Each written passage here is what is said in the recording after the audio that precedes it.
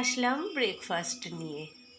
আজকে করে নিয়েছি উপমা, ওই আর কি ঝাল ঝাল সুজি বানিয়ে ফেলেছি। কিশমিশ, চীনাবাদাম আর গাজর দিয়ে।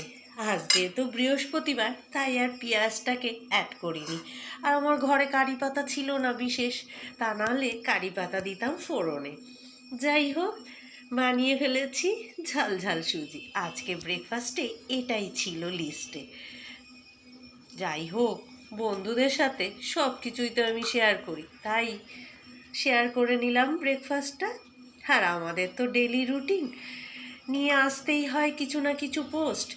ভালো না লাগা সত্ত্বেও আমাদের এগুলো পোস্ট করতেই হয়, কারণ কি আর কন্টেন্ট তৈরি করব।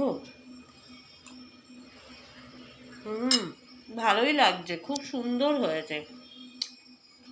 এখানেই ভিডিওটি শেষ করছি।